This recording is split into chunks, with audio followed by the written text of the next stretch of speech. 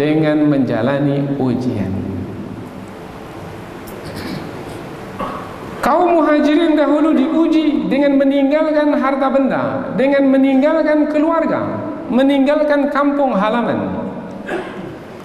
Lil fuqara'il muhajirin alladhina ukhriju min diyarihim wa amwalihim. Apa yang mereka inginkan? Yang mereka inginkan adalah yabtaghuna fadlan minallahi wa ridwana.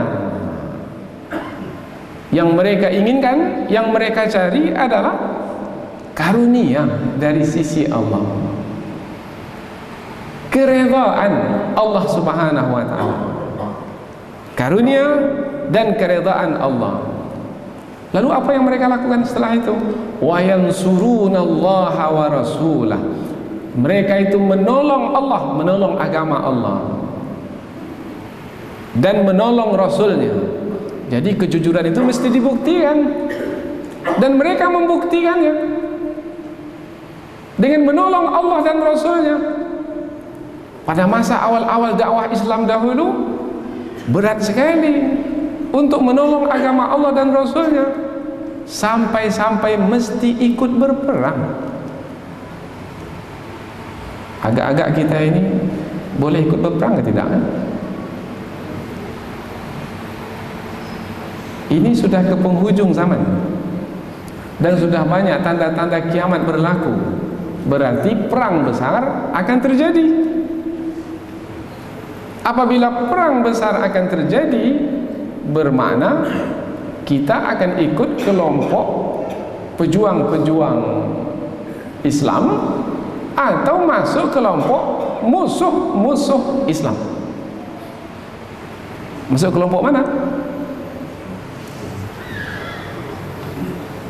Allah, saya takut matilah Ustaz. Tidak jujur dalam beriman kepada Allah. Orang yang jujur dalam beriman mempertaruhkan harta, bahkan mempertaruhkan nyawa. Apabila kejujuran sudah sampai ke tahap seperti ini, maka akan lebih mudah untuk jujur di bawah itu. Apalagi yang berkaitan dengan dunia, yang berkaitan dengan perkara mempertaruhkan nyawa saja mampu jujur, apalagi jujur dalam perkara-perkara yang berkaitan dengan kehidupan duniawi, umpamanya berdagang, berjual beli, umpamanya bercerita antara kawan sesama kita, adalah amat mudah untuk jujur. Kejujuran yang paling berat adalah memegang dan memelihara keimanan yang telah Allah karuniakan kepada kita. Sebenarnya keimanan sudah Allah berikan semenjak kita berada di alam roh lagi. Allah bertanya kepada kita, bukankah aku ini Tuhanmu? Kemudian kita pun mengatakan, iya ya Allah, Engkau adalah Tuhan kami. Wa idh akhadha rabbuka min bani adama min zuhurihim dzurriyyatahum wa ashhadahum ala anfusihim alastu bi rabbikum qalu bala syahidna an taqulu yaumal qiyamati inna kunna an hadza ghafilin. Dulu ketika di alam roh kita mengaku beriman, apabila sekarang kita juga mengaku beriman di dunia ini, bermakna kita jujur. Tetapi apabila dahulu mengaku beriman dan sekarang kita ini tidak beriman, bermakna kita telah berbohong. Dan kebohongan yang kita lakukan pula adalah untuk menutupi kebenaran, untuk menutupi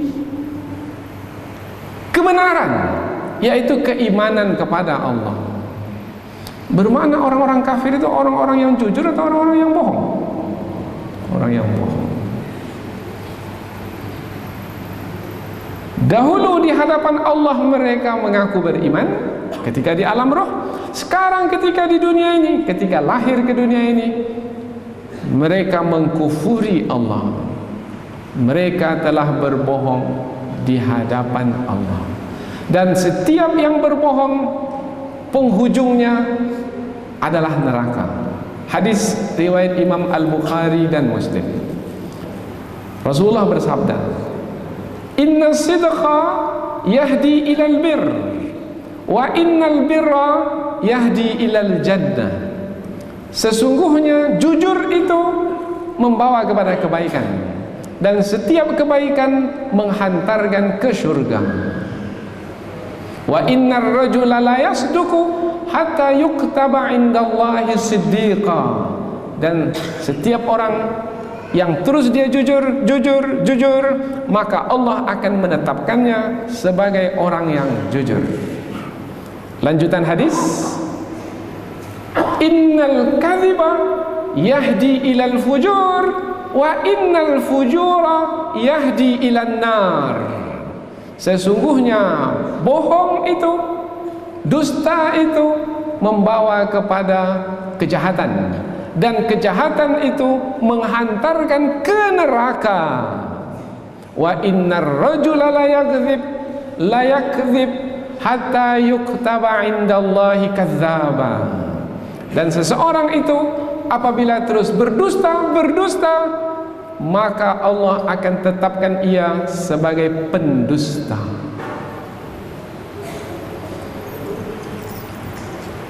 Jadi kesudahan bagi orang yang jujur adalah surga.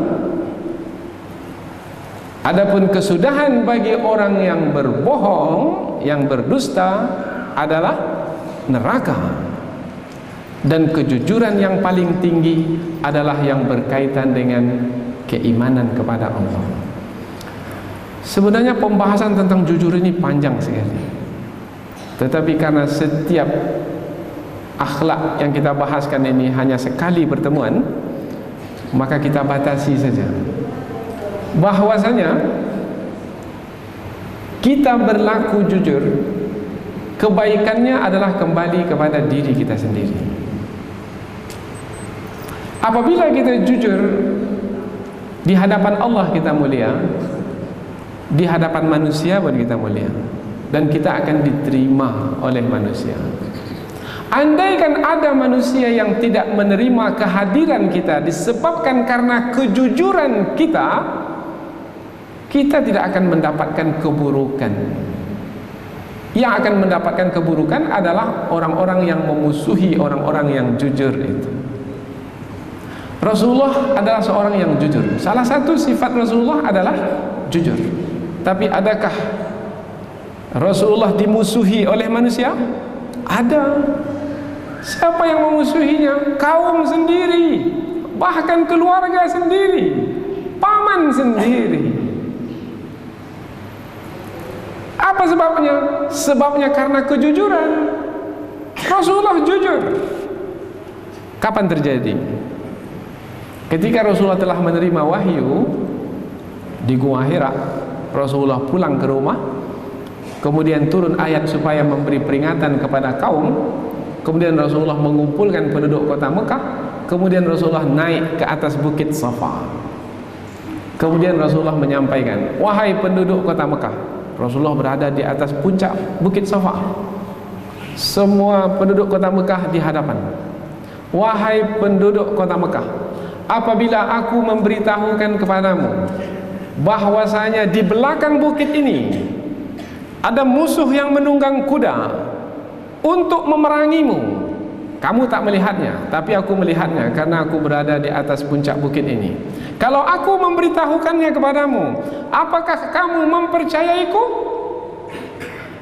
Apa jawaban mereka? Ya Muhammad, kami mempercayaimu, sebab kami tidak pernah menjumpaimu berbohong kepada kami. Kamu adalah seorang yang jujur. Kemudian Rasulullah menyampaikan, sesungguhnya aku adalah seorang Rasul kepadamu. Aku telah dipilih oleh Allah untuk menerima wahyunya dan menyampaikannya kepadamu. Dan aku mengingatkanmu semua kepada hari akhirat, hari pembalasan. Bagi orang yang tidak mau mengikuti kebenaran, maka baginya azab yang pedih.